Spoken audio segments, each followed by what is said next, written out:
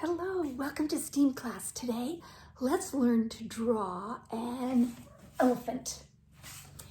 We'll be using a marker, and then to add the color today, you can use either markers or, for something different, colored paper that you'll cut into squares and glue onto your elephant.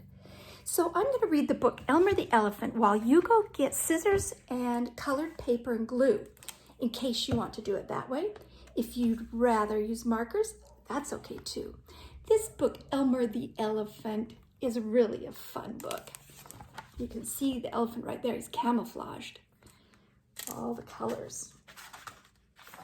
This is fiction because it's not true, of course. There once was a herd of elephants. Elephants young, elephants old, tall and short, fat and thin. All were different, but all were happy. And almost all of them were the same color. All except Elmer. Elmer was not elephant color. He was patchwork. Elmer was yellow, orange, red, pink, purple, blue, green, black, and white. All my favorite colors. It was Elmer who kept the other elephants happy. Their games and jokes were always his idea. If an elephant was laughing, the cause was usually Elmer. But Elmer himself wasn't happy. Who ever heard of a patchwork elephant, he thought. No wonder they laugh at me. One morning, just as the others were waking up, Elmer slipped away.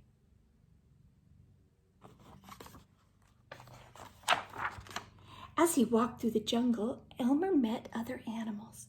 "Good morning, Elmer," they said. Look at that beautiful artwork of the zebra, palm trees, lion. This illustrator did a beautiful job. After a long walk, Elmer found what he was looking for, a large bush covered with elephant-colored berries. Elmer caught hold of the bush and shook it until the berries fell on the ground. Then Elmer lay down and rolled over on the berries, this way and that. He picked up bunches of berries and rubbed himself all over until he was covered with berry juice. When he had finished, there wasn't a sign of any yellow or orange or red or pink or purple or blue or green or black or white. Elmer looked just like any other elephant. On his way back through the jungle, Elmer passed the other animals. "Good morning, elephant," they said. When Elmer rejoined the herd, none of the other elephants noticed him.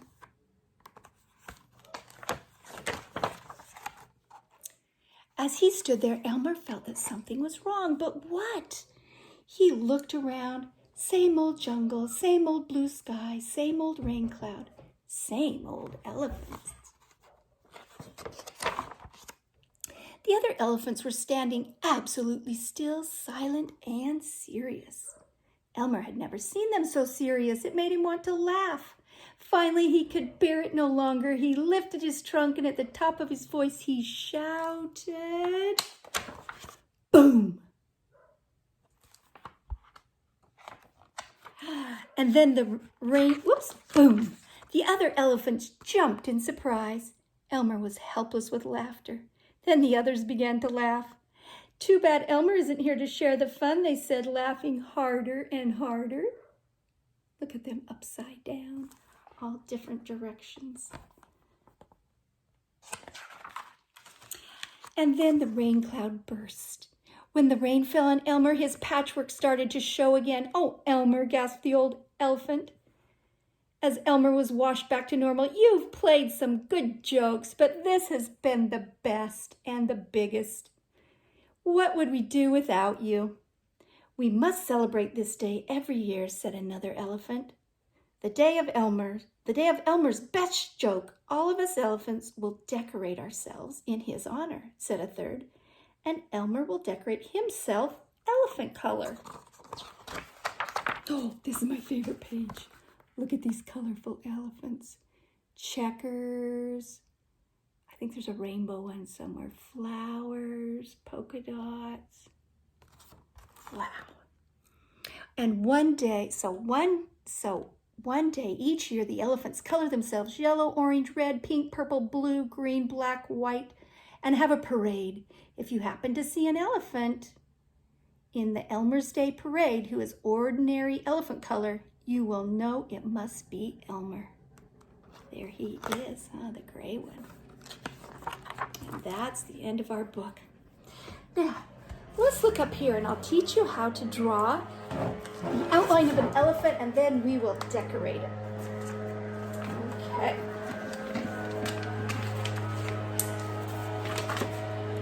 Oh, sounds like the lawnmower.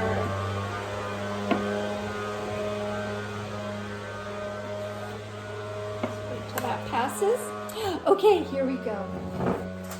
On your paper, the first thing to do, makes it a little easier, is if you just fold your paper in half, like this, and then fold it in half again. This will just give us some guidelines that we can use. There we go. And open it back up.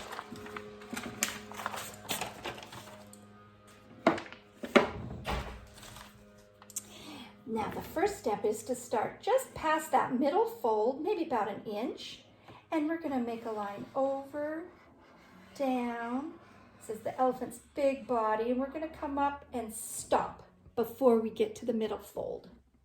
And then we'll just come out a little bit for his head, down for the trunk, like the letter J, and then we're going to go back up right here to the end of this line and make a smile. There's our elephant, and now an eye. And I'm going to have my elephant just be looking up, kind of looking up behind him up there. And for the four legs, we'll just do kind of rectangle shapes. 1, 2, 3. And this leg is coming out in front from behind. Sometimes elephants, you can see those toenails like that also. Okay, now it's time to decorate. Now, if you want to glue, you'll be gluing with a glue stick, or you can make, you can fill in a design with markers. If you wanted, you could make your lines for your patchwork like this.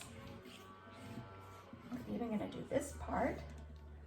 Or you could color your elephant with stripes or polka dots, a pattern, rainbow colors, whatever you would like. I'm going to show you how to do the gluing. It's like making a mosaic.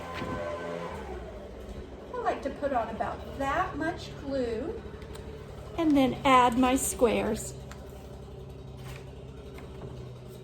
I'm making this video in my garage.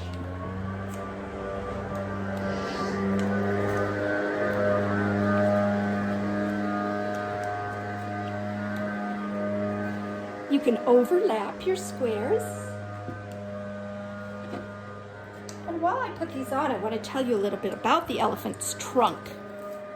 It is strong and it's like a multi-tool. It can do so many things. It can pick up objects like an apple. It can suck up water. It can suck up peanuts. It's like it's a vacuum. And it is also very strong. An elephant can lift about 400 pounds. That would be 4 large adults. And robots, usually they had stiff arms, metal arms like this, working in factories.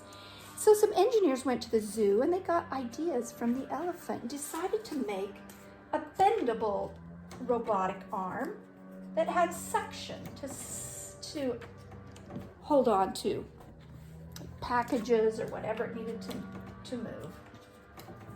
So the elephant inspired a new type